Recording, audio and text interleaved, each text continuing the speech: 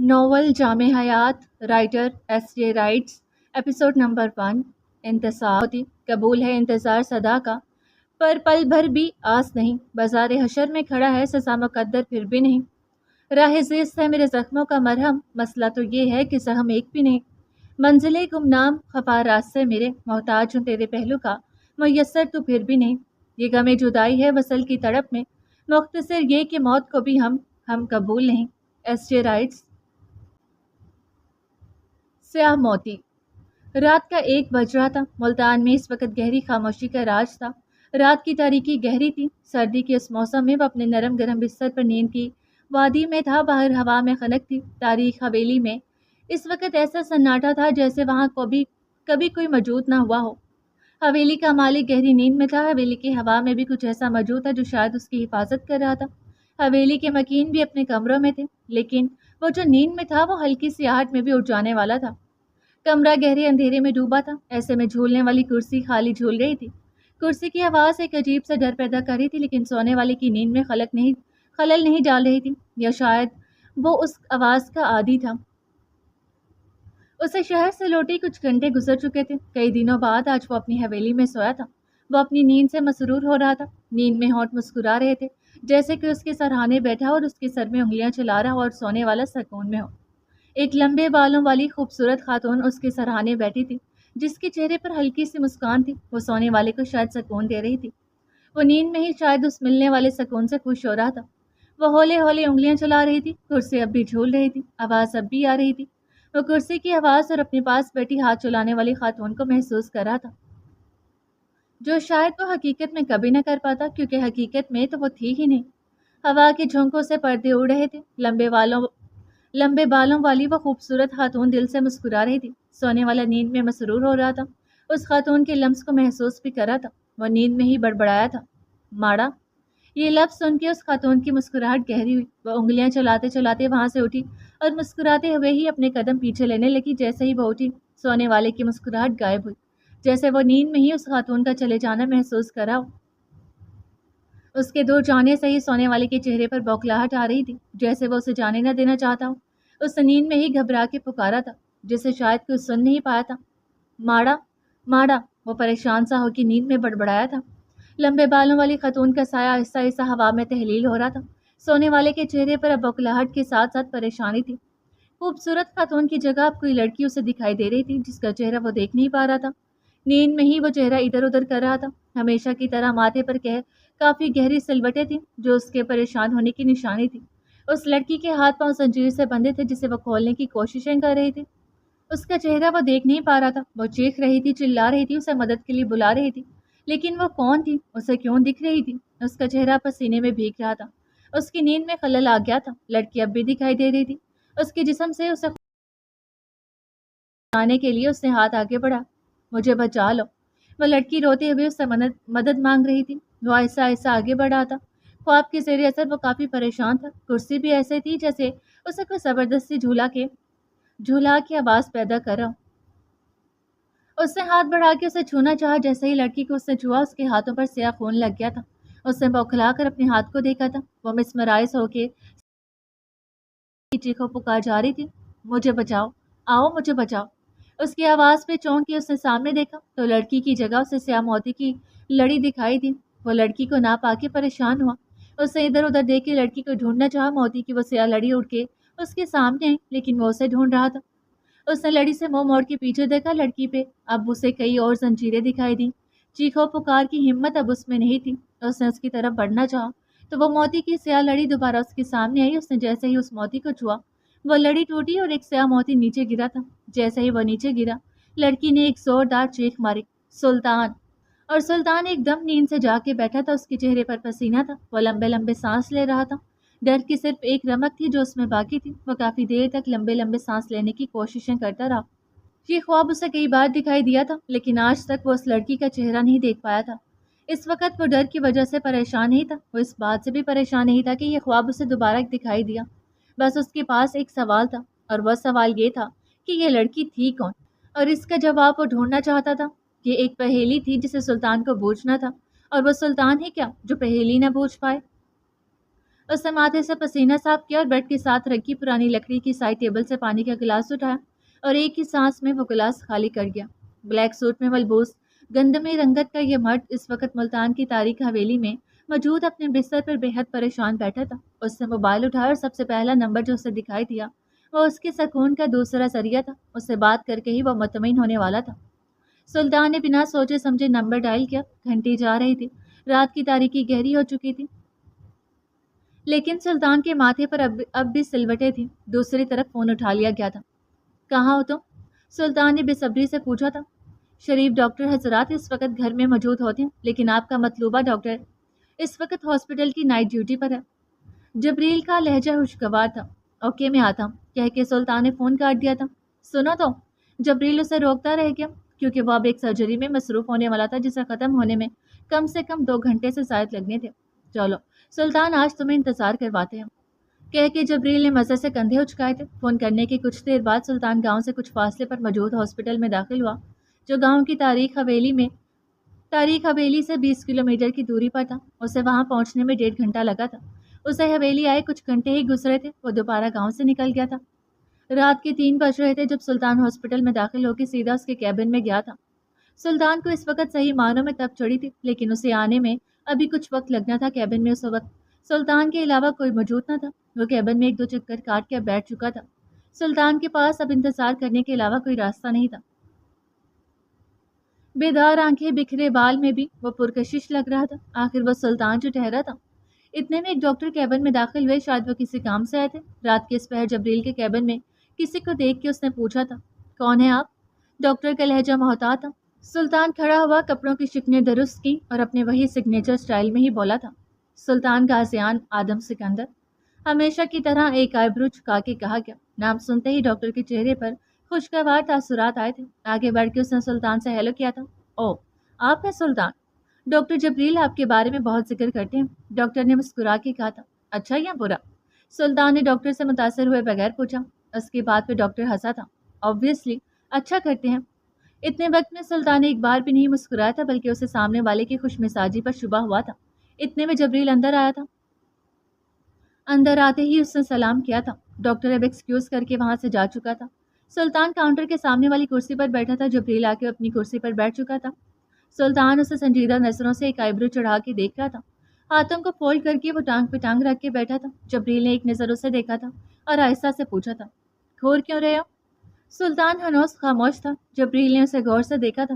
سلطان اسے برسوں سے جاگا ہوا لگا تھا۔ سلطان، ڈاکٹر سے ختم نہیں ہوئے ابھی، تم پھر سے خواب سے جاگ کر آئے ہو؟ اس کا علاج کیے بغیر یہ تمہارا پیچھا نہیں چھوڑیں گے۔ کچھ چیزیں ایسی ہوتی ہیں جبریل جو ماں کے پیٹ سے لے کر قبر تک جاتی ہیں۔ ہر چیز کا ایک وقت ہوتا ہے اور میرے خواب ایک گانٹھ کی طرح ہے، اور یہ گانٹھ تب ہی کھلے گی جب اس کے کھلنے کا وقت آئے گا، اور وقت آنے سے پہلے یہ تمہارے ڈاکٹرز بھی کچھ نہیں کر سکتے۔ جبریل نے اسے تعصب سے دیکھا تھا۔ یہ بات تم آسان لفظوں میں بھی کہہ سکتے تھے، 1000 بار تو کہہ چکا ہوں جبریل، لیکن تمہیں آسان زبان سمجھ ہی کہاں آتی ہے۔ اچھا یہ بتاؤ، ڈاکٹر ابراہیم تم سے کیا کہہ رہے تھے؟ میں بہت متاثر ہوتا ہوں ان سے۔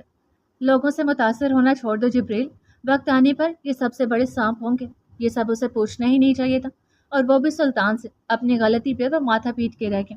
وہ کون ہوگا سلطان جس سے تم، یعنی سلطان غازیان آدم سکندر متاثر ہوگا؟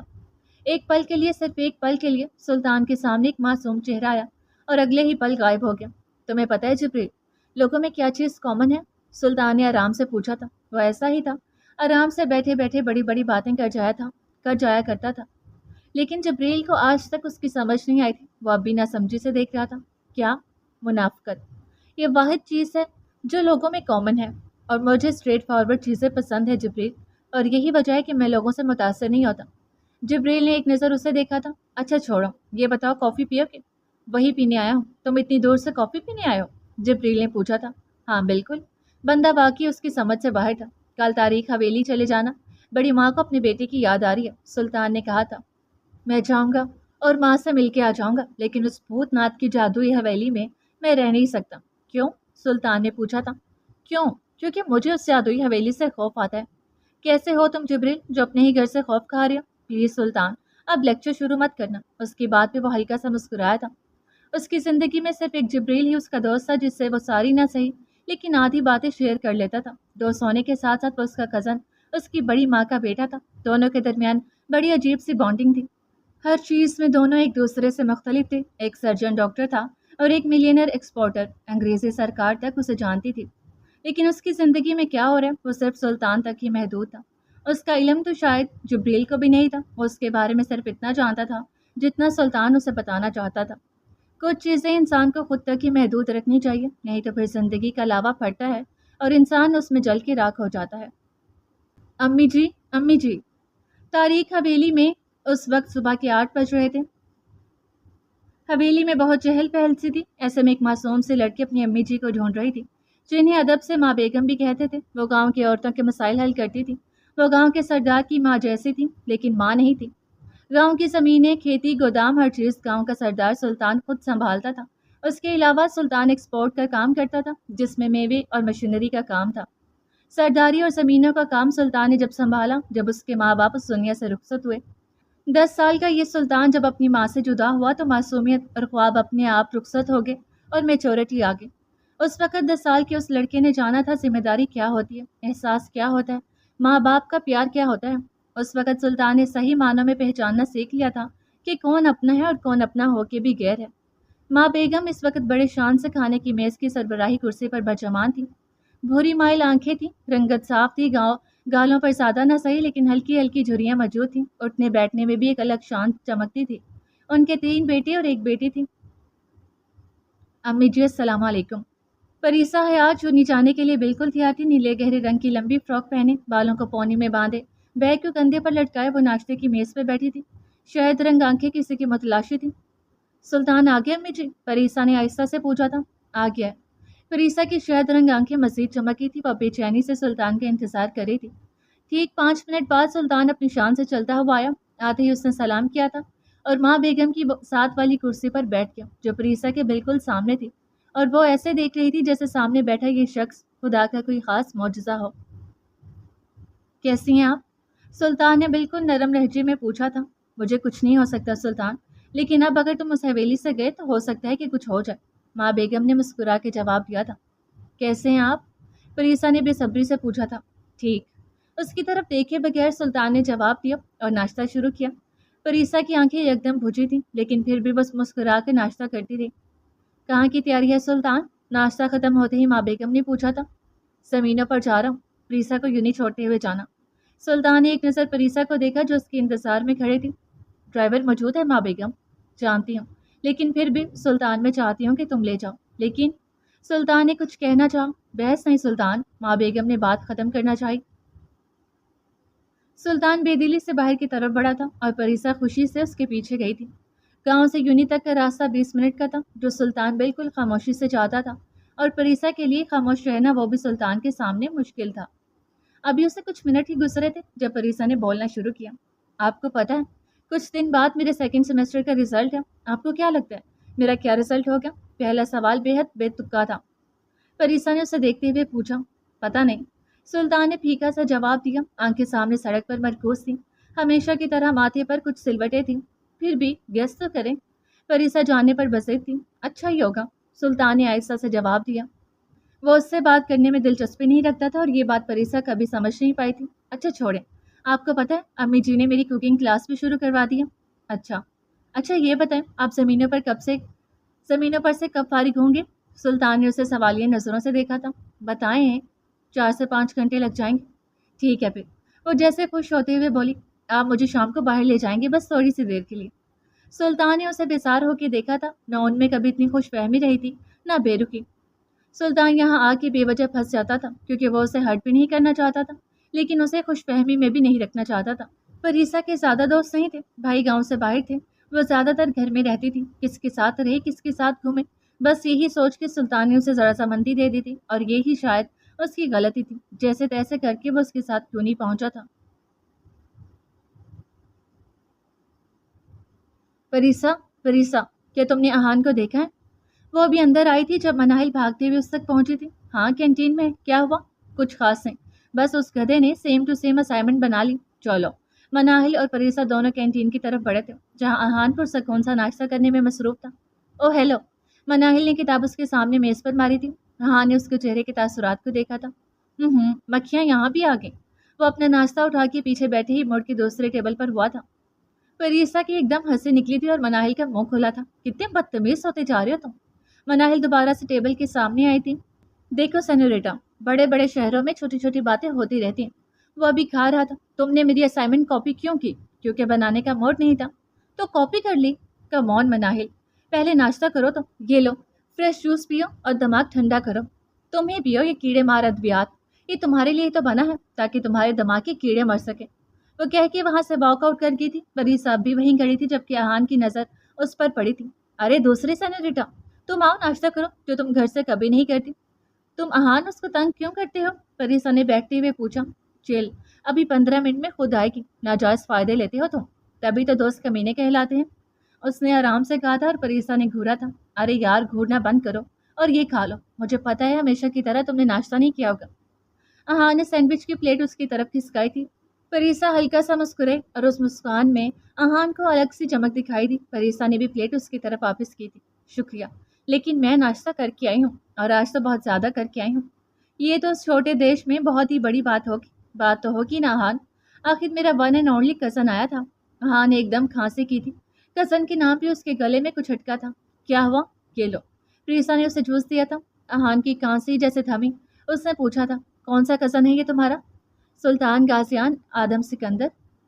फरीसा ने उसका मुकम्मल नाम लिया था। ये किसी सल्तनत के हैं? आहान ने पूछा था। वही सल्तनत जो तुम्हारे पास नहीं है आहान, फरीसा ने आराम से जवाब दिया। अच्छा, कोई किला वगैरह? किला नहीं, महलों के राजा हैं। फरीसा ने फिर मज़े से जवाब दिया और आहान के मुंह का साविया बिगड़ा। शायद कोई किरकिर आई थी। बहुत हिस्ट्री छान ली तुमने। अब उठो और क्लास चलो, जब देखो खाते रहते हो।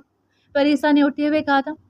वैसे आज मनाहिल की तरफ चलना है ना? पेपर्स की तारीख आ गई है। आहान ने चलते हुए पूछा। क्यों? उसने रुक के आईब्रो चुका के कहा था। वो सुल्तान के साथ बाहर जाना है, इतने दिनों बाद आए हैं तो थोड़ा बाहर का प्लान है। अच्छा। एकदम आहान का दिल बोझल सा हुआ था। वो दोनों क्लास में गए थे जहाँ मनाहिल मुंह फुलाए बैठी थी। आहान ने आते ही उसे देखा था, फिर आहिस्ता से उस आके उसके सामने कान पकड़े थे। आज के बाद तुम्हारी 2 नंबर असाइनमेंट को कॉपी नहीं करूंगा, प्रॉमिस। मनाहिल ने उसे घूरा। अच्छा, 1 नंबर? अभी वो वैसा ही खड़ा था जब प्रोफेसर अंदर दाखिल हुए। सब क्लास के स्टूडेंट्स अपनी अपनी जगह बैठे थे। ये तीनों एक दूसरे से ज़्यादा नाराज नहीं रह सकते थे। उन तीनों की दोस्ती पूरी यूनि में मशहूर थी। आहान की बोलचाल सबसे थी, लेकिन पाया वो उन दोनों के साथ जाता था। कुछ उसकी वजह ये भी थी कि वो तीनों स्कूल से एक साथ थे। उनकी दोस्ती काफ़ी पुरानी थी, इसलिए एक दूसरे की परवाह करते थे और ज़्यादा देर नाराज नहीं रहने देते थे। पूरा दिन प्रीसा का वक्त यूं ही इंतजार में गुजरा था। मैं उससे मिले बगैर बनना नहीं चाहता। अब बस किसी के सब्र की हद हुई थी। फिक्र मत करो कासियान, उससे मिले बगैर मैं तुम्हें मरने नहीं दूंगी। क्या तुम मेरी मौत को रोक सकती हो? अब की बार आवाज़ में दबा दबा गुस्सा था। गाजियान, अभी वक्त नहीं आया। खुद को और उसको मुश्किल में मत डालो। ये तुम कैसे कह सकती हो? उसकी बात भी वो औरत मुस्कुराई थी। तुम जानते हो गाजियान आदम, बुलबुले को सब पता होता है। गाजियान ने गुस्से से मुंह मोड़ा था। पिछले 18 साल से तुम यही कह रही हो। 18 साल से मैं तड़प रहा हूँ और मैं जानता हूँ कि तुम मुझे उसकी सिर्फ एक झलक दिखा सकती हो। तो फिर क्यों मेरा इम्तिहान ख़त्म नहीं करी? उसकी बात पे बुलबुले उसके सामने वाली कुर्सी पर बैठी थी। तुम्हें पता है गाजियान, एक मासूर हिरन जब शिकारी के जाल में फंसती है ना, तो फिर क्या होता है? फिर उसकी मौत हो जाती है। उसका खात्मा। कह के उस औरत ने आईब्रो चुकाई थी और उसके कान के करीब बोली थी, उसका खात्मा हो जाता है। अपने आप को देखो गाजियान, तुम इस वक्त उस मासूर हिरन से बढ़कर नहीं हो। उस औरत ने उसके व्हील चेयर की तरफ इशारा किया। अभी जंग की तैयारी का वक्त है। अभी जंग शुरू नहीं हुई, लेकिन शुरू होने का वक्त करीब है। अपना ख्याल रखो। अभी बहुत कुछ बाकी है। बुलबुले अपनी साथी के साथ कमरे से बाहर निकली थी। वह कमरा जहाँ एक जिंदगी से बेहद उकताया हुआ वजूद जिंदा था। वह वजूद जो किसी की एक झलक देखने के लिए जिंदा था। महरूम, उस बूढ़े शख्स ने बेबसी से पुकारा था। तुम्हारे बगैर जिंदा रहना आज भी उतना मुश्किल है जितना पहले था। अगर यहाँ बात हमारी निशानी की ना होती तो मैं तुम्हें अकेले जाने नहीं देता। वो व्हील चेयर पर बैठा अपनी मासूर हुई टांगों को देख रहा था। इस्लामाबाद का मौसम इस वक्त शायद खूब बरसने के मूड में था। पता नहीं महरूम, तुम्हारे बगैर और कितना जीना पड़ेगा, लेकिन सच बताओ महरूम, तुम्हारे बगैर जी जी के अब थक चुका हूँ। न जाने हीरा मासी अब हमारे बेटे के साथ क्या करेगी। पता नहीं वह कैसा होगा, किस हाल में होगा, कैसा दिखता होगा। मैं उसे देख के सुकून से मरना चाहता हूँ महरूम।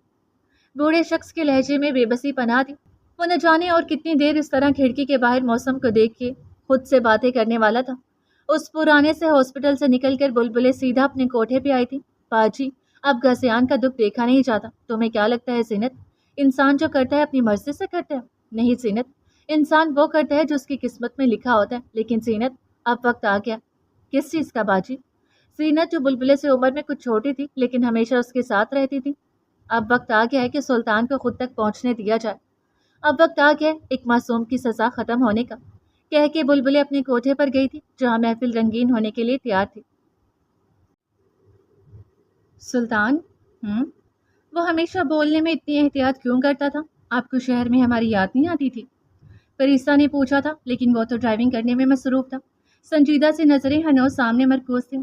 نہیں، اس نے ایک لفظ سے جواب دیا۔ پریسا کا چہرہ بجھ گیا تھا۔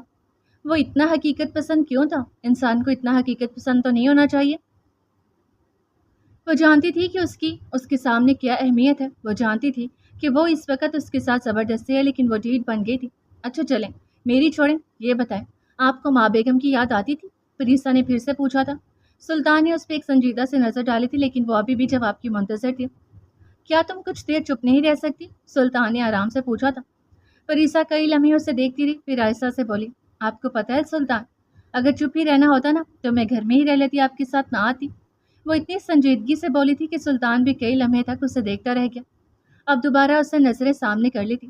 پورا دن پریسا نے انتظار کیا تھا اس کچھ پل کے لیے، نہ جانے یہ محبت کیا کیا کرواتی ہے، لیکن سلطان کو فرق نہیں پڑتا تھا کہ وہ اس کے بارے میں کیا سوچتی ہے کیا نہیں سوچتی۔ اس کی زندگی میں صرف ایک عورت تھی جو کئی سال پہلے اسے چھوڑ کے جا چکی تھی۔ وہ اس کی زندگی کا، اس کی آنکھوں کا پہلا خواب تھی، جسے چاہ کر بھی اب تک وہ بھلا نہیں پایا تھا۔ ابھی اس حویلی سے نکلے کچھ وقت ہی ہوا تھا جب اسے کال آئی۔ ہیلو۔ سنجیدہ نظریں اب بھی سامنے سڑک پر مرکوز تھی۔ مقابل نے نہ جانے ایسا کیا کہا تھا کہ سلطان نے ایک دم بریک لگائی تھی۔ پریسا کا سر ڈیش بورڈ سے ٹکراتے ٹکراتے بچا۔ مقابل کی بات سننے کے بعد اس کے چہرے پر نہایت سختی کے تاثرات تھے۔ اس نے گاڑی ریورس کی۔ پریسا نے اسے دیکھا تھا، چہرے کے تاثرات بے حد سخت تھے۔ اس نے ڈرتے ڈرتے پوچھا تھا، سلطان سب ٹھیک ہے؟ تم حویلی چلی جاؤ، مجھے ایک ضروری کام سے جانا ہے۔ چہرے پر حد درجے کی سنجیدگی تھی۔ پریسا نے خاموش ہو جانا ہی بہتر سمجھا۔ اسے حویلی چھوڑ کے سلطان نے جبریل کو فون کیا تھا، میں تمہیں ایک لوکیشن سینڈ کرتا ہوں، جلدی وہاں پہنچو۔ سلطان، میں ابھی مصروف ہوں، نہیں آ سکتا۔ جبریل نے ایک نظر اپنے کیبن سے مریضوں کو دیکھا تھا۔ سلطان جو بھی کہتا ہے کسی وجہ سے کہتا ہے۔ سلطان نے چبا چبا کے کہا تھا، اوکے میں آتا ہوں۔ جبریل نے اس کے لہجے کو بھانپ لیا تھا۔ وہ جانتا تھا کہ سلطان جو کہتا ہے، یہ جو کرتا ہے، اس کے پیچھے کوئی وجہ ہوتی ہے۔ آپ ہی کاش اس بار مجھے مایوسی نہ ہو۔ گاڑی ڈرائیو کرتے ہوئے سلطان بڑبڑایا تھا۔ کچھ دیر بعد سلطان اور جبریل ملتان کے بس اڈے کے قریب ایک گودام میں تھے۔ سر، یہی ہے وہ جس نے ہمیں یہ انفارمیشن دی۔ بولنے والا ولی تھا، جو سلطان کا سب سے خاص آدمی تھا۔ سلطان اور جبریل اس کے چہرے کی طرف بغور دیکھا تھا۔ کیا تم نے انہیں دیکھا ہے؟ یس سر۔ سلطان نے اس کے سامنے عنایا کی تصویر کی تھی۔ ایک بار پھر پوچھا، آر یو شور کہ تم نے انہیں دیکھا تھا؟ یس۔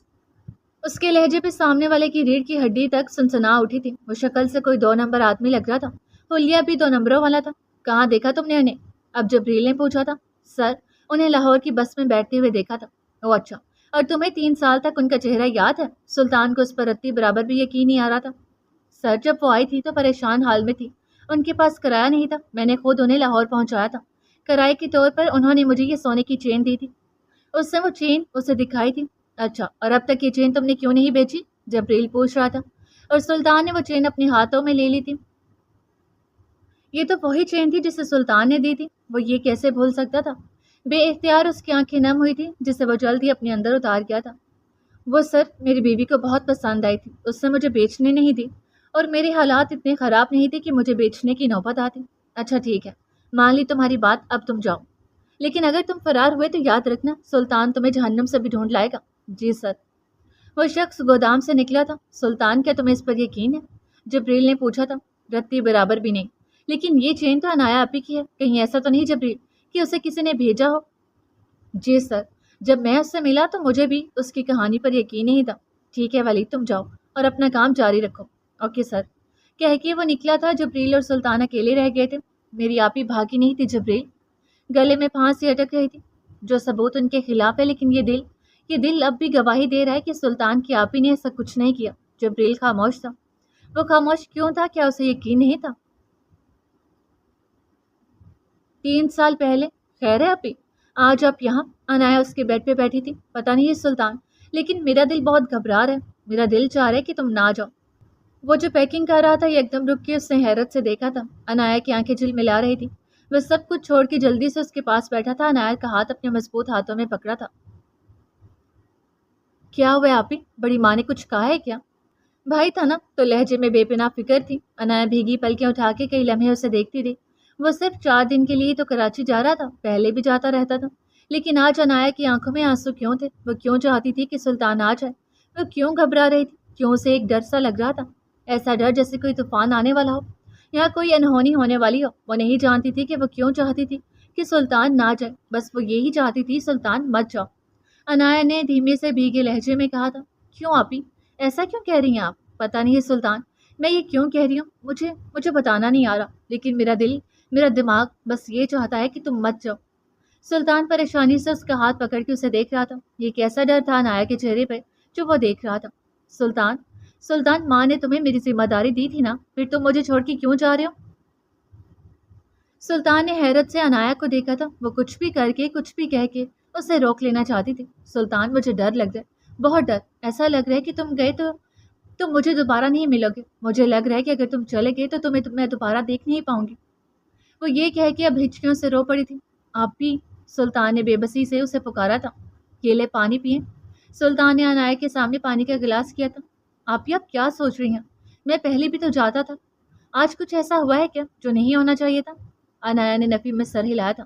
دیکھیں آپی، میں 4 دن کے بجائے 2 دن میں ہی آ جاؤں گا۔ آپ ایسے روئیں گی، ایسے فکر کریں گی تو کیسے جاؤں گا؟ مضبوط بنے آپی، آپ یہ مت بھولیں کہ آپ سلطان کی بڑی بہن ہے، سلطان کی آپی، اور سلطان کی بہن ہو کے آپ ڈر رہی ہیں۔ سلطان نے نامحسوس طریقے سے اسے ہنسا دیا تھا۔ اس سے زیادہ کروں کہ 4 دن کے بجائے 2 دن میں آ جاؤ، اور جبریل بھی تو ساتھ ہے میرے۔ جبریل کے نام پہ عنایت کا دل دھڑکا تھا۔ وعدہ کرو سلطان، تم صحیح سلامت واپس آؤ گے۔ آپی، میں حقیقت کو مانتا ہوں، آگے کیا ہونے والا ہے اس کا وعدہ کیسے کر سکتا ہوں؟ تو ٹھیک ہے، تم نہیں جا سکتے۔ اچھا اوکے، وعدہ، وہ جلدی سے بولا تھا۔ عنایت کے ہاتھ پر سلطان نے اپنے مضبوط ہاتھ رکھا تھا۔ میں تمہارا انتظار کروں گی سلطان، اپنے وعدے کا بھرم رکھنا اور مجھے نراش مت کرنا۔ ڈونٹ وری آپی، آ کے آپ کے لیے کوئی آپ جیسا بھی تو ڈھونڈنے آنا تو مجھے پڑے گا ہی۔ سلطان نے اپنی حصہ مزاح کو قائم رکھا، اس کی ضرورت نہیں پڑے گی۔ عنایت نے نروٹھے پن سے ہی کہا تھا۔ 1 منٹ، کیا آپ کو کوئی پسند ہے؟ سلطان نے اندازہ لگایا تھا۔ ہو بھی سکتا ہے، ویسے بھی آپ ہی مجھے بھی کوئی پسند ہے، لیکن آپ کی پسند پہلے ہے، آپ بتائیں کون ہے؟ ہو سکتا ہے سلطان تمہاری پسند ہی میری پسند ہو۔ عنایت بھی سلطان کی ہی بہن تھی، پہیلیوں میں بات کرنا ان کا شاید خاندانی مسئلہ تھا۔ میں بہت خوش ہوں آپی، آپ کی پسند سے۔ سلطان نے شاید پہیلی بوجھ لی تھی۔ کیا تمہیں واقعی یقین ہے سلطان کہ مجھے تمہاری پسند ہے؟ آپ کو پتہ ہے آپی، ماما کیا کہتی تھی؟ سلطان اور عنایت اس دنیا کے سب سے یونیک بچے ہیں، جو چیزیں عام بچوں کو پسند ہے ان سے ہم دونوں کو چڑ ہے۔ سلطان نے کہا تھا۔ کیوں سلطان، تمہیں کھلونے نہیں پسند؟ عنایت نے ہنستے ہوئے پوچھا تھا۔ آپی، میں پھر ہاں سمجھو؟ سلطان نے موضوع کو پھر سے وہی جوڑا تھا۔ میں نے ناکب کی سلطان، تو پھر ٹھیک ہے، 2 دن بعد بلی کا بکرا لے آؤں گا۔ بعد میں بتاؤں کہ انہیں، عنایت نے ڈرانا چاہا۔ سلطان کسی کے باپ سے نہیں ڈرتا، لیکن اپنے باپ سے تو ڈرتا تھا۔ اس کی بات پہ سلطان کے ایک دم چھینپ سا گیا۔ کیوں؟ سلطان غازیان آدم سکندر یاد ہے؟ اب عنایت نے چھیڑا تھا۔ آپی، میں آپ کی سارے راز جانتا ہوں سلطان، عنایت نے وارننگ دی تھی۔ اچھا پیکنگ میں مدد کرتے، اپنا کام خود کرتے ہیں سلطان۔ جانتا ہوں، بس آپ کا دھیان بٹا رہا تھا۔ اس کی جگہ یہ نہیں کہہ سکتے تھے کہ آپ ہی بس آپ کی مدد چاہیے؟ کیا کروں، جھوٹ نہیں بول سکتا، ایک حقیقت پسند آدمی ہوں۔ عنایت نے سر نفی میں ہلایا تھا۔ وہ نہیں جانتی تھی کہ اس کی سلطان کے ساتھ یہ آخری ملاقات ہے، اس سے آخری بار باتیں کری ہے۔ وہ نہیں جانتی تھی کہ یہ سلطان کے ساتھ اس کی آخری رات ہے، اور اس رات کے بعد اس کے حصے میں اپنے بھائی سے جدائی کا غم لکھا تھا۔ حال آپ ہی کے پاس بھاگنے کا کوئی جواز نہیں تھا جبریل، میں جانتا ہوں وہ کہیں پھنس گئی ہیں، ان کے ساتھ کچھ ہوا ہے، اور وہ جہاں کہیں بھی ہیں میں انہیں ڈھونڈ لوں گا۔ وہ دونوں ابھی گودام سے باہر نکلے تھے کہ ایک آدمی سلطان سے ٹکرایا تھا۔ سلطان ہلکا سا لڑک گیا تھا۔ آئی ایم سوری، اس آدمی نے جلدی سے معذرت کی تھی۔ It's okay. سلطان نے اسے ایک نظر دیکھا تھا، پھر سیدھا ہو گیا۔ آج کل لوگ کچھ زیادہ ہی نہیں ٹکرانے لگے۔ ابھی وہ حویلی بھی نہیں پہنچا تھا کہ اسے میسج آیا۔ آخر کہاں کہاں ڈھونڈو گے اپنی بہن کو؟ وہ ایک ایسی جگہ پہنچ گئی ہے جہاں سے واپسی ناممکن ہے، اور تمہارا وہاں جانا ممکن ہے۔ دعا میں یاد رکھو، ہیرا مانسی۔ سلطان کے جبڑے یکدم بینچ گئے تھے۔ کون ہے یہ؟ اسے کیسے پتا کہ میں اب بھی آپ ہی کو ڈھونڈ رہا ہوں؟ وہ گاڑی میں بیٹھ کے بڑی سنجیدگی سے سوچ رہا تھا۔ جبریل واپس جا چکا تھا۔ گاڑی کے فرنٹ میرر سے اس کی آنکھیں کافی پرکشش لگ رہی تھی۔ وہ انتہائی سوچ میں ڈوبا ہوا تھا۔ ایک لمحہ، 2 لمحے اور تیسرا لمحہ اس کی آنکھیں حیرت سے کھلی۔ وہ شخص جو مجھ سے ٹکرایا تھا، کہیں کوئی GPS سسٹم تو اس نے جلدی سے اپنے کپڑوں میں چیک کیا، لیکن بے سود۔ وہ جلدی سے حویلی گیا۔ بلبلے باجی، آپ نے جیسے کہا تھا میں نے کر دیا۔ وہ چین اس لڑکی کی بتائی ہے جس کی آپ نے کہا تھا۔ اب دوبارہ اس نمبر سے فون مت کرنا، اور اگر کرو تو احتیاط کرنا، کہہ کے بلبلے نے فون بند کر کے ایک طرف پان تھوکا تھا۔ باجی، ابھی آپ کہہ رہی تھی کہ آپ سلطان کو اب خود تک آنے دیں گی؟ اسے اس کے باپ سے ملانے کا وقت قریب آ گیا، تو آپ نے اسے اسلام آباد کی جگہ لاہور کا بتایا؟ اس کی بات سن کے بلبلے ایک دم ہنسی تھی، تھوڑی سی خوفناک ہنسی تھی۔ تجھے پتا ہے زینت، سلطان کی گنگا الٹی بہتی ہے۔ اس کی بڑی بڑی کاجل سے لبریز آنکھیں عجیب سا سحر پیدا کر رہی تھی۔ مطلب یہ زینت، اس سے اسلام آباد سے جتنا دور کریں گے وہ اتنا قریب آئے گا۔ آخر محروم کا بیٹا ہے، پہیلیاں بوجھنا اس کا کام ہے، اسے بھی بوجھے گا، جسے کسی کو بھی نہیں بوجھنا چاہیے۔ لیکن باجی، اگر سلطان نہ آیا تو پھر؟ زینت اس کی بات سے اتفاق نہیں کرتی تھی۔ یہ سب کرنا آسان نہیں ہے زینت، لیکن یاد رکھو بلبلے کے لیے مشکل بھی نہیں۔ باجی کیا ہو گیا سنہرا، کیوں چیخ رہی ہے؟ بلبلے کو اپنے کوٹھے پر چیخو پکار بالکل پسند نہیں تھی۔ باجی، اس لڑکی نے پھر سے بھاگنے کی کوشش کی ہے۔ اس کے چہرے پر مسکراہٹ آئی۔ کوشش ہی کی ہے نا سنہرا، بھاگی تو نہیں نا؟ سنہرا نے اسے ایسے دیکھا جیسے سامنے بیٹھی خاتون پاگل ہو۔ فکر مت کرو سنہرا، اس کوٹھے کو چلانے والی کبھی پاگل نہیں ہو سکتی۔ خیر چلو، اٹھ کے اس کے ساتھ ہی چل دی۔ سنہرا، آج اس چھوکری کی بات سن ہی لیتے ہیں کہ آخر وہ کیا کہنا چاہتی ہے۔ باجی، مجھے ایک بات سمجھ نہیں آتی، آپ چاہتی ہے کہ وہ نہ کسی کے سامنے نہ جائے، نہ کسی کی رات رنگین کرے؟ ہاں سنہرا، یہ بلبلے نہیں، یہ وہ لڑکی چاہتی ہے۔ تو پھر باجی آپ نے اسے کیوں رکھا ہے جب وہ ہمیں کوئی فائدہ نہیں دے سکتی؟ کیونکہ سنہرا کسی کی امانت ہے۔ کچھ باتیں تیری سمجھ کی نہیں ہے سنہرا، میں نے کبھی کسی لڑکی کے ساتھ زیادتی نہیں کی۔ لوگ بچیاں لاتے ہیں، وہ یہ سب اپنی مرضی سے کرتی ہیں۔ اور کیسے اس کلی کو جانے دوں جس کے لیے میں نے 3 کروڑ خرچ کی ہے؟ کیا یہ پہلی بار تھا کہ جب بلبلے نے اپنی رقم سے کوئی لڑکی خریدی ہو؟ ورنہ لوگ آتے ہیں، خود بھی منافع کماتے ہیں اور بلبلے کے لیے بھی فائدہ مند ثابت ہوتے ہیں، لیکن یہ لڑکی پچھلے 3 سالوں سے بنا کوئی کام کیے اس کے ٹکڑوں پر پل رہی تھی۔ کیوں؟ آخر کیوں بلبلے نے 3 کروڑ اس پر خرچ کیے؟ مجھے یقین نہیں آتا باجی کہ آپ نے اس لڑکی کے لیے 3 کروڑ مفت میں خرچ کر دیے۔ مان لے سنہرا، اسے اپنے پاس رکھنے کے لیے 10 کروڑ اور دینا پڑا تو یہ بلبلے دے گی۔ ویسے باجی، یہ 3 کروڑ میں آپ نے اسے کس سے خریدا؟ بلبلے نے رک کے اسے بے پناہ غصے سے دیکھا۔ اس کے موڑ کا کچھ نہیں کہہ سکتے، پل میں میٹھا پل میں کڑوا، فضول سوال نہیں سنہرا، وہ چبا کے بولی تھی۔ ایک پل کے لیے سنہرا بھی خوف کی زد میں آ گئی تھی۔ بلبلے نے چہرے کے تاثرات ٹھیک کیے اور مزید 2 قدم اور چل کے رکی، پھر ایک یا 2 لمحہ خاموش رہی، پھر ہلکی سی آواز میں بولے، ہیرا مانسی سے پلیز مجھے جانے دیں، آپ کا میں نے کیا بگاڑا ہے؟ بلبلے کرسی پر بیٹھی تھی اور سامنے وہ لڑکی تھی جسے خریدا گیا تھا، جو بلبلے سے اپنی رہائی کی بھیک مانگ رہی تھی۔ بلبلے یک تک اسے خاموشی سے دیکھ رہی تھی۔ میں آپ کے آگے ہاتھ جوڑتی ہوں۔ آج پہلی بار اس لڑکی نے ہاتھ جوڑے تھے۔ آج پہلی بار وہ ان 3 سالوں میں سب سے زیادہ بے بس ہوئی تھی۔ آج پہلی بار وہ جب بھاگنے کی ممکن کوشش سے ہار گئی تو اسے یہاں سے رہائی کا آخری سہارا بھیک لگا۔ بلبلے کے جھبڑے بینچ گئے تھے۔ وہ کرسی پر بیٹھی ایک چھڑی کو اس کے چہرے کے گرد پھیر رہی تھی۔ آج کے بعد کسی کے آگے ہاتھ مت جوڑنا، بھیک مانگنے کے لیے تمہیں پیدا نہیں کیا گیا، تو پھر مجھے جانے دیں نا، بلبلے نے جیسے مزے سے کہا، اور ایک دم اس کی چھڑی اٹھی اور اس کی کمر پر نشان چھوڑ دی۔ ایک سی اس کے منہ سے نکلی تھی، اگر اسے پتا لگ گیا نا کہ میں یہاں ہوں اور آپ میرے ساتھ کیا کر رہے ہیں، یقین کریں وہ کسی کو بھی نہیں چھوڑے گا۔ جب وہ مجھے بچانے آئے گا نا تو پھر میں اسے بتاؤں گی، ایک زیادتی بتاؤں گی۔ میں جانتی ہوں وہ آج بھی مجھے ڈھونڈ رہا ہوگا۔ آنکھوں سے آنسو متواتر بہہ رہے تھے۔ بلبلے مزے سے اس کی تقریر سن رہی تھی، ساتھ کھڑی سنہرا تھوڑی سی خوف زدہ تھی۔ ایسے روپ میں وہ بلبلے کو دوسری یا تیسری بار دیکھ رہی تھی۔ بلبلے اس کے ہلکا سا قریب ہوئی، پھر اس کی آنکھوں میں دیکھ کے بولی، پہلے اسے ڈھونڈ تو لینے دو۔ سامنے بیٹھی لڑکی نے بے بسی سے آنکھیں بند کر کے کھولی تھی، ہونٹ کپ کپا رہے تھے۔ بلبلے کو اس کی آنکھوں میں کیا نہیں دکھ رہا تھا؟ بے بسی، اذیت، تڑپ، تکلیف، درد، سب کچھ اس کی آنکھوں میں ہی تو تھا۔ ایک بار اس کا ہاتھ پھر اٹھا اور سامنے والی کے منہ سے ایک چیخ نکلی۔ بلبلے نے بے اختیار نظریں چرائی تھی، پھر سرد لہجے میں بولی، لے جاؤ اسے اور بند کر دو۔ سنہرا نے اسے بازوں سے اٹھایا اور اندر کی طرف بڑھ گئی۔ بلبلے کرسی پہ اکیلی رہ گئی۔ ہر انسان اکیلا آیا ہے اور اکیلا رہا ہے اور اکیلا ہی چلا جائے گا۔ جب تم جانتی ہو کہ تم یہاں سے بھاگ نہیں سکتی تو پھر کوششیں کیوں کرتی ہو؟ سنہرا نے نرم سے لہجے میں پوچھا تھا۔ روتی لڑکی نے ایک بے بس نظر اٹھا کے اسے دیکھا تھا۔ تم سب کو اس کا حساب دینا پڑے گا۔ روتی لڑکی نے نفی میں گردن ہلائی۔ وہ تم سے کسی کو بھی نہیں چھوڑے گا۔ میری ماں نے اسے میری ذمہ داری سونپی تھی اور سلطان اپنی ذمہ داری سے کبھی نہیں بھاگتا۔ آخر میں اس کی آواز تیز ہو گئی تھی۔ زنیرہ نے اسے ترہم کی نگاہ سے دیکھا تھا اور ہلکا سا خوف زدہ ہوئی تھی، اس کے لفظوں سے نہیں بلکہ اس کے لہجے سے، اس میں بھرے یقین سے۔ ایک دو لمحہ اور زنیرہ نے اسے دیکھا اور پھر دروازہ بند کے وہاں سے نکلتی چلی گئی۔ باجی، میں سمجھ نہیں پا رہی، ایک طرف آپ اس کا اتنا خیال رکھتی ہیں کہ بغیر اس سے کوئی کام لیے اسے یہاں مفت میں رکھا ہے، یہاں سے نکل کے اس کی حفاظت کا مجھے نہیں پتا، لیکن یہاں آپ نے خود اس کی حفاظت کا ذمہ لیا، اور دوسری طرف آپ اس پہ ظلم کیوں کر رہی ہیں؟ یہاں سے بھاگنے کی کوشش تو ہر وہ لڑکی کرتی ہے جو یہاں زبردستی لائی جاتی ہے، اور رات سے پہلے آپ نے ایسے کبھی کسی کو نہیں مارا، تو پھر اسے کیوں؟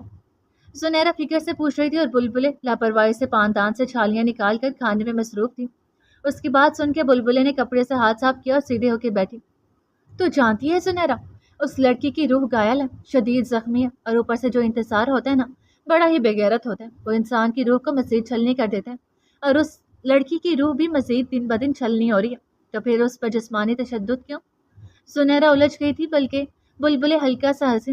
روحانی زخم جسمانی زخم سے کئی لاکھ گنا بڑا ہوتا ہے، اور تو باولی یہ جاننا چاہتی ہے نا کہ میں نے اس کے جسم؟ زنیرہ سوالیہ نظروں سے دیکھ رہی تھی۔ تو سن، آج کل اس کی روح کا زخم کچھ زیادہ ہی گہرا ہو گیا تھا، میں نے تو صرف مرہم رکھا۔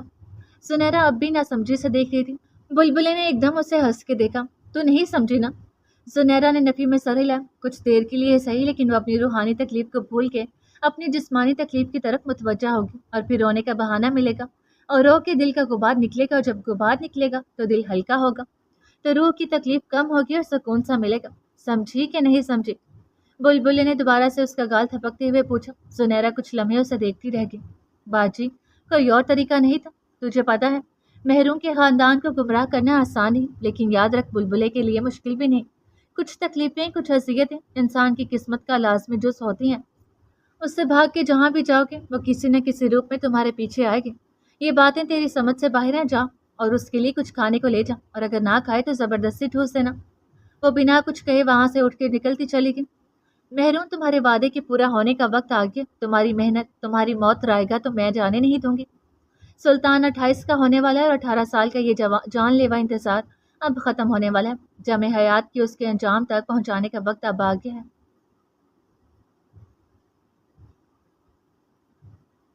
سلطان اس وقت اپنے کمرے میں موجود تھا۔ اس نے ہر طرح سے چیک کر لیا تھا، لیکن کہیں کوئی GPS سسٹم نہیں ملا تھا۔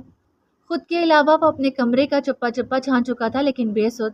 ڈریسنگ کی ہر دراز کھلی ہوئی تھی، کبرڈ سے سارے کپڑے نیچے گرے ہوئے تھے، کھڑکیوں کے پردے بھی ہٹے ہوئے تھے، ہمیشہ کی طرح کرسی جھول رہی تھی۔ اب سلطان اپنے جہاز نما سائز بیڈ کو چھان رہا تھا، ہر طرح سے۔ اس سے میٹرس کو ہلکا سا اٹھایا اور چھن کی آواز سے کچھ نیچے گرا۔ سلطان نے جھک کے بیڈ کے نیچے دیکھا تو ایک سیاہ موتی اس کی آنکھوں کی زینت بنا۔ وہ کئی لمحے جھک کے اس موتی کو دیکھتا رہا۔ یکدم کھڑکی کے پردے ہلنے لگے تھے، کرسی کے جھولنے میں بھی تیزی آ گئی تھی۔ سلطان اب بھی جھک کے اس موتی کو ٹکٹکی باندھ کے دیکھ رہا تھا، یا شاید وہ اپنے ہوش سے بیگانہ ہو رہا تھا۔ وہ یک ٹک اس کالے موتی کو دیکھ رہا تھا جو آہستہ آہستہ اب اپنی جگہ سے سرک رہا تھا۔ اس موتی کی حرکت کے ساتھ ساتھ سلطان کی سنجیدہ نظریں بھی حرکت کر رہی تھیں۔ رات کے اس سناٹے میں سلطان کے کمرے کی روشنی ہلکی ہلکی معدوم ہو رہی تھی، پردے کے ہلنے میں تیزی آ رہی تھی۔ ایسے میں حویلا سلطان کی طرف بڑھتا دکھائی دیا رہا تھا۔ وہ اب بھی مسمرائز ہو کے سیاہ موتی کو دیکھ رہا تھا۔ ایسا لگ رہا تھا کہ وہ آہستہ آہستہ کسی شہر میں جکڑا جا رہا۔ وہ موتی آہستہ آہستہ ہل کے اپنی سمت جا رہا تھا، موتی کی طرح سلطان کی نظروں کا زاویہ بھی بدل رہا تھا۔ وہ حیولا اب آہستہ آہستہ کمرے کی طرف بڑھ رہا تھا، جس سے سلطان ابھی بے خبر تھا۔ سلطان ہاتھ بڑھا کے اس موتی کو پکڑ لینا چاہتا تھا۔ اس موتی کے سرکنے کی ہلکی سی آواز بھی سلطان کو سنائی دے رہی تھی۔ وہ موتی کی طرف بڑھ رہا تھا اور وہ سائے کا حیولا سلطان کی طرف بڑھا تھا۔ سلطان آہستہ آہستہ اس موتی کے قریب جا رہا تھا۔ وہ حیولا 2 انسان کی لمبائی جتنا تھا، جو زمین میں سائے کی طرح اس کی طرف بڑھا تھا۔ وہ اپنے ہوش و حواس سے کافی حد تک بیگانہ ہو چکا تھا۔ سیاہ موتی ایسے سرک رہا تھا جیسے وہ اسے اپنی کسی سمت لے جانا چاہ رہا۔ وہ بیڈ کی طرف سے سرکتا سرکتا کھڑکی کی طرف آیا۔ سلطان بھی آہستہ آہستہ قدم اٹھاتا اس تک پہنچ رہا تھا۔ حیولا مزید قریب آ گیا تھا۔ جیسے جیسے یہ تینوں ایک دوسرے کے نزدیک بڑھ رہے تھے، ویسے ویسے ہوا میں تیزی آ رہی تھی۔ ہر بے جان شے خاموشی سے یہ نظارہ دیکھ رہی تھی۔ صرف 2 قدم کا اور فاصلہ تھا، اور موتی سلطان کے ہاتھ میں۔ وہ چلتا مزید قریب آیا، اس نے ہاتھ بڑھا کے موتی کو پکڑنا چاہا۔ کسی کی سیاہ مائل آنکھیں چمکی تھی، ہونٹوں پہ دل فریب مسکراہٹ بھی آئی تھی، لیکن صرف ایک پل کے لیے۔ اس نے جیسے ہی وہ موتی اٹھایا حویلا غائب ہو گیا اور سلطان کا سر چکرایا۔ وہ کھڑا ہونا چاہتا تھا لیکن ہو نہیں پا رہا تھا۔ چکر اتنی زور کا تھا کہ اسے ہر چیز ڈولتی ہوئی محسوس ہوئی۔ درد کی ٹیسیں ایسے ایک دم اٹھی کہ اسے اپنے دونوں ہاتھوں سے اپنے سر کو تھام لیا۔ وہ موتی ہلتا ہوا اس کی گرفت سے نکلنا چاہتا تھا لیکن سلطان کی پکڑ بے حد سخت تھی۔ اس کا اپنا جسم جیسے اس کے قابو سے نکل رہا تھا۔ اس نے ساتھ پڑے ٹیبل کا سہارا لینا چاہا جس سے اس پر رکھی چیزیں زمین پر سوئی تھی۔ وہ جھک کے ہی بیڈ تک آیا اور خود پہ قابو پانے کی کوشش کر رہا تھا۔ ایسے میں کسی کے ہونٹوں کے ورد میں تیزی آ گئی تھی۔ آنکھیں بے حد پریشان ہوگی۔ جیسے جیسے وہ ہونٹ ورد کر رہے تھے ویسے ویسے سلطان کے جسم میں مچی ہلچل ختم ہو رہی تھی۔ بیڈ پر بیٹھ کے اس نے دونوں ہاتھوں سے بیڈ کو پکڑا تھا۔ موتی اب بھی اس کی گرفت میں تھا، درد اب بھی جاری تھا۔ یہ تلاطم اب آہستہ آہستہ ختم ہو رہا تھا۔ سلطان اب نارمل ہو رہا تھا، کسی کا سحر اب مکمل طور پہ ختم ہو رہا تھا۔ جیسے ہی وہ سحر ختم ہوا، ورد کرنے والے ہونٹوں پر مسکراہٹ آئی اور چمکتی سیاہ مائل آنکھیں یکدم بجھی تھی۔ سلطان نے پرسکون ہو کے اپنی آنکھیں بند کر کے کھولی تھی اور کسی نے ایک زوردار چیخ ماری تھی۔ نہیں، میرا وار مجھ پہ ہی نہیں الٹ سکتا۔ مقابل شاید کسی شدید غصے کی زد میں تھا۔ سلطان نے وہ موتی اپنی آنکھوں کے سامنے کیا اور اسے غور سے دیکھنے لگا۔ سیاہ مائل آنکھوں میں غصے کی رمق بڑھتی جا رہی تھی۔ ورد کرنے والے کے ہونٹوں پہ مسکراہٹ مزید بکھر گئی تھی۔ وہ یک ٹک اوپر نیچے سے موتی کو دیکھ رہا تھا۔ اس کی پرکشش آنکھیں بے حد سنجیدہ تھی۔ ہمارے ملنے کا وقت آ گیا ہے معراج بابا، میں آ رہا ہوں، وہ آہستہ سے گویا ہوا۔ سیاہ مائل آنکھوں والی نے غصے سے سامنے پڑے ٹیبل پر موجود ہر چیز کو پھینکا تھا۔ مجھے ہرانا اتنا آسان نہیں ہے سلطان، وہ یک دم چیخی تھی۔ ہیرا مانسی تو تمہیں نرک سے بھی کھینچ لائے گی، تم کتے کی موت مرو گے۔ سلطان غازیان آدم سکندر، اس کی چیخ کافی تیز تھی۔ لیکن اس سے پہلے آب حیات کا جام تم میرے حوالے کرو گی، اس دنیا پہ میرا راج ہوگا۔ سلطان صرف ہیرا مانسی کا راج ہوگا، وہ چھپا چھپا کے بول رہی تھی۔ اس نے اپنے سامنے رکھے گلاس والے جام کو اپنے لبوں سے لگایا جس سے اس کی درندہ نما آنکھیں مزید چمکی۔ مہرو نے صرف تمہیں اس جام کے بارے میں بتا کے اچھا نہیں کیا، اس کی سزا بھی تمہیں ملے گی سلطان۔ بس تم جلد ہی اپنے مقام کو پہنچو گے۔ تمہاری روح کا ساتھ آج بھی میری قید میں ہے، اس کا نظارہ بہت جلد کرو گے تم، لیکن افسوس اس کے بعد تم اپنی ماں کے پاس جاؤ گے سلطان، وہ جیسے مزے سے بولی۔ اس جام کا ایک اور گھونٹ اس سے اپنے اندر انڈیلا تھا۔ زندگی کی خواہش نے اسے اندھا کر دیا تھا اور وہ اندھی ہو گئی تھی۔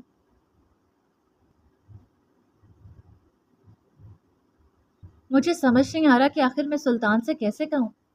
پریسا پریشان سا چہرہ لیے بیٹھی بس سوچ رہی تھی۔ بال پین کو منہ میں دبائے وہ کافی سنجیدگی سے سوچ رہی تھی، سلطان سے آخر کیا کہوں۔ اس سوال کا جواب نہایت ہی مشکل تھا۔ سلطان کو ہر چیز کا پتہ ہوتا ہے تو کیا میری محبت انہیں سمجھ نہیں آتی؟ میرے دل میں، میری روح میں کیا ہر جگہ سلطان بس چکا ہے؟ کیا انہیں دکھائی نہیں دیتا؟ اس نے بال پین منہ سے نکال کے ایک لمبا سا سانس لیا۔ کیا کروں میں آخر؟ وہ تو میری طرف بھی نہیں دیکھتی۔ پریسا نے بوجھے دل سے اپنا سر تکیے پہ گرا لیا۔ اس نے سوچنے کے لیے اپنی آنکھیں بند کی۔ اپنے سوال کا جواب تو وہ جان ہی نہیں پا رہی تھی۔ کیا میں جبریل بھائی سے بات کروں؟ ایک لمحے کے لیے اس نے سوچا، پھر نفی میں سر ہلا۔ اسد بھائی اور زاویار بھائی سے تو بات کرنے کا فائدہ ہی نہیں، تو پھر وہ جو پڑھائی کے لیے بیٹھی تھی اس نے اپنی کتابیں سائڈ پہ کی اور پھر دوبارہ سے سوچنے لگی۔ ایک لمحہ، دو لمحہ اور تیسرے لمحے اس کی آنکھیں چمکی۔ وہ اپنی ماں بیگم کو کیسے بھول گئی؟ ایک وہی تو تھی اس کی زندگی میں جو اس کی ہر خواہش کی تکمیل کرتی تھی۔ آئی تھنک مجھے ماں بیگم کو بتا دینا چاہیے، وہ فیصلہ کن لہجے میں بڑبڑائی۔ سلوشن مل گیا تھا۔ سلطان، آپ کو میری محبت مجھ تک کھینچ ہی لائے گی۔ اس کی شہد رنگ آنکھیں مزید چمکی۔ وہ دوبارہ سے اپنی کتابیں کھول کے بیٹھ گئی۔ سولوشن مل جانے کے بعد اس پر جو جھنجھلاہٹ تاری تھی وہ اب ختم ہو گئی تھی۔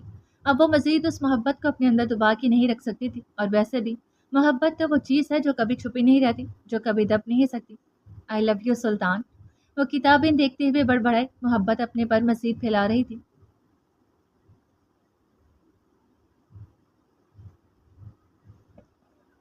سلطان اس وقت اپنی کرسی پر بیٹھا تھا، ہاتھ میں کوئی کتاب تھی جس سے وہ پڑھ نہیں رہا تھا۔ وہ سامنے لگی کھڑکی کے باہر دیکھ رہا تھا جہاں مالی لان میں پانی دے رہا تھا۔ وہ کئی لمحے سامنے دیکھتا رہا، ہر چیز کو محسوس کرتا رہا۔ ہلتے پتوں کی آواز، مالی کے پکڑے ہوئے پائپ سے نکلتا ہوا پانی، پرندوں کے اڑنے کی آواز، پتوں کی ہل جل، سب کچھ اسے بخوبی سنائی دے رہا تھا اور وہ محسوس بھی کر رہا تھا۔ وہ بنا پل کے جھپکائے سامنے اس جھولے کو دیکھ رہا تھا جس میں اس کی جان بسی تھی۔ وہ جھولا آج بھی وہی تھا، ان یادوں کی قید میں اور لمحوں کے حصار میں آج بھی سلطان قید تھا۔ وہ مسلسل اس جھولے کو دیکھ رہا تھا۔ سلطان مجھے بھی جھولا چاہیے۔ 8 سالہ پھولے گالوں والی بچی سلطان کا بازو پکڑے کھڑی تھی۔ سلطان مجھے بھی چاہیے۔ سلطان نے ایک نظر اپنے ساتھ کھڑی بچی کو دیکھا جو منہ پھلائے ہوئے تھی، اور پھر ایک نظر جھولے پر بیٹھی جبریل کو دیکھا جو جھولا جھولنے میں مصروف تھا۔ سلطان مجھے بھی چاہیے۔ وہ بچی بس رونے والی تھی۔ سلطان بڑے صبر سے اس کے اترنے کا انتظار کر رہا تھا، لیکن اب وہ اور برداشت نہیں کر سکتا تھا۔ اس نے ایک جھٹکے سے جھولا روکا۔ بچی کی برستی آنکھیں یکدم چمکی۔ وہ جانتی تھی کہ کچھ بھی ہو جائے سلطان اسے روتے دیکھ اس کی خواہش ضرور پوری کرے گا۔ جھولا رکنے پہ جبریل نے اسے تپ کے دیکھا تھا جس نے ابھی صرف ایک دو جھولا ہی لیا تھا۔ سلطان میں جھولا نہیں دوں گا، جبریل نے فیصلہ کن الفاظ میں کہا۔ اس کی بات پہ سلطان نے بچی کو دیکھا جو دوبارہ رونے کی تیاری میں تھی۔ جبریل سلطان سے 1 یا 2 سال ہی بڑا تھا۔ امیشہ تو اسے سرے سے ہی پسند نہیں تھی، کیونکہ وہ اس کی یا سلطان کی کچھ نہیں لگتی تھی، جسے محروم ماں نے اپنے ساتھ رکھا تھا، جو سب سے زیادہ امیشہ سے ہی محبت کرتی تھی۔ جبریل نے غصے سے امیشہ کی طرف دیکھا تھا جو سلطان کے پیچھے چھپنے کی کوشش کر رہی تھی۔ وہ اپنے چھوٹے چھوٹے ہاتھوں سے آنکھیں مل رہی تھی۔ نہیں جبریل، تم میرے حصے کے بھی بعد میں لے لینا، لیکن ابھی میشو کو دے دو۔ سلطان نے پرسکون ہو کے اس لڑائی کو ختم کرنا چاہا۔ جبریل اب بھی اسے غصے سے دیکھ رہا تھا، جیسے اسے سلطان کی ایک بھی بات پسند نہیں آ رہی تھی۔ وہ امیشہ کو کھا جانے والی نظروں سے دیکھ رہا تھا۔ امیشہ مزید سلطان کے پیچھے چھپ گئی تھی۔ اسد اور سابیار تماشائی کھڑے تھے۔ عنایا محروم کے ساتھ اندر تھی۔ میں نہیں دوں گا سلطان، جبریل نے غصے سے کہا۔ پلیز جبریل۔ سلطان کا تحمل اب بھی برقرار تھا۔ جبریل غصے سے اترا اور سلطان کی دوسری طرف کھڑا ہو گیا۔ سلطان نے سکھ کا سانس لیا اور امیشہ کو بیٹھنے میں مدد کی۔ وہ نہیں جانتا تھا جبریل کا اب کیا مقصد ہے۔ وہ جیسے ہی اسے بٹھا کے جھولا دینے لگا، جبریل آگے آیا اور پھٹی سے امیشہ کو دھکا دے دیا۔ میشو! سلطان کے منہ سے بے اختیار چیخ نکلی۔ سلطان نے ایک ہاتھ آگے بڑھایا ہوا تھا جسے وہ خیال میں ہی اسے گرنے سے بچا رہا ہو۔ وہ جیسے ہی خیال سے چونکا تو اسے محسوس ہوا کہ اس کی آنکھیں نم تھیں۔ اس نے ضبط سے اپنی کھڑکی کی طرف پڑا ہوا ہاتھ نیچے کیا۔ اس وقت وہ نہیں جانتا تھا کہ اس کی امیشہ کے ساتھ یہ آخری شام تھی۔ اس وقت سلطان نہیں جانتا تھا کہ وہ اس کے بعد دوبارہ امیشہ کو کبھی دیکھ نہیں پائے گا۔ اس نے ہاتھ نیچے کر کے اپنی نم آنکھیں صاف کی اور بھیگی سی آواز میں ہلکا سا بڑبڑایا، میشو! وہ وہاں سے اٹھا۔ وہ مزید اس کرسی پہ بیٹھ کے اور کچھ یاد نہیں کر سکتا تھا۔ 18 سال سے وہ یاد ہی تو کر رہا تھا۔ کاش کہ یہ سب بھی ایک بھیانک خواب ہو۔ وہ چلتا ہوا اپنی لکڑی کی الماری جو بہت پرانی تھی لیکن اس کی چمک دھمک آج بھی ویسے ہی قائم تھی۔ اس نے وہ الماری کھولی جس میں ایک پرانا سا باکس تھا۔ اس نے وہ باکس اٹھا کے بیڈ پہ رکھا اور کھولا، جس میں ایک نہایت نفیس سا مخملی کیس تھا۔ اس نے اپنے احساس اور جذبات سے بھرپور ہو کے وہ کیس کھولا تھا۔ اس کیس میں 18 سال پرانی ایک چھوٹی سی پائل تھی۔ اس وقت یہ پائل بہت خوبصورت تھی، جس میں موتیوں کے ساتھ گھنگرو بھی لگے ہوئے تھے۔ وہ کئی لمحے تک اس پائل کو ہاتھ میں پکڑ کے دیکھتا رہا، اس پر پیار سے ہاتھ پھیرتا رہا۔ کاش میشو تم ہوتی تو دیکھتی کہ سلطان صرف تمہارے لیے آج بھی وہ 10 سال کا ہے، وہ بچہ جس سے وہ ہلکی سی بھیگی آواز میں ہنسا تھا، جس نے تمہاری ایک پائل چرا لی تھی۔ کاش کہ تم ہوتی تو دیکھتی کہ یہ بچہ آج بھی اس پائل سے جڑا ہے، یہ بچہ آج بھی ان پیروں میں اس پائل کو دیکھنا چاہتا ہے۔ کاش میشو تم ہوتی اور تمہارا یہ سلطان تمہاری پائل کی آواز سنتا۔ کاش میشو میں تمہیں بتا سکتا کہ تمہاری پائل کی چھن کی آواز سلطان کی دنیا کی سب سے خوبصورت، سب سے زیادہ من پسند آواز ہے۔ لیکن مجھے گلے میں جیسے ہلکا سا کچھ جھٹکا تھا، لیکن مجھے تم سے اس دنیا میں صرف تم سے گلہ ہے، اور بہت زیادہ گلہ ہے۔ جانتی ہو کیوں؟ وہ جیسے اس فائل کے ذریعے میشو سے بات کر رہا ہو۔ جانتی ہو کیونکہ تم وہ ہو جس نے میرا دل مجھ سے چھین لیا، مجھے اس بے پناہ مطلبی دنیا میں میرا ہاتھ چھوڑ کے چل دی۔ مجھے تو گلہ ہے تم سے۔ یہ حقیقت پسند آدمی صرف میشو سے بات کرتے ہوئے بھول جاتا تھا کہ اس وقت دنیا میں ہے۔ اگر کوئی ایسے اکیلے سلطان کو ایک بچی کے لیے روتا دیکھ لے تو وہ اس بچی کی قسمت پر رشک کرے گا، کیونکہ وہ میشو کے سامنے کبھی بھی سلطان غازیان آدم سکندر نہیں تھا۔ وہ اس کے سامنے اس کا سلطان تھا، اس کا محافظ تھا، اس کا اعلیٰ دین کا چراغ تھا جو اس کے منہ سے نکلی ہوئی ہر بات کو پورا کرنا اپنا فرض سمجھتا تھا۔ وہ اس کا دوست تھا، اس دنیا اور آخرت کا ساتھی تھا۔ اس نے اس پائل کو پیار سے چوما اور دوبارہ اس کیس میں رکھا اور باکس کو اٹھا کے دوبارہ سے الماری میں رکھ دیا۔ وہ رکھ کے جیسے ہی مڑا، پریسا نے دروازے پر دستک دی۔ سلطان نے بغیر کچھ کہے دوبارہ سے کرسی سنبھالی۔ ماں بیگم نے آپ کے لیے چائے بھیجی تھی۔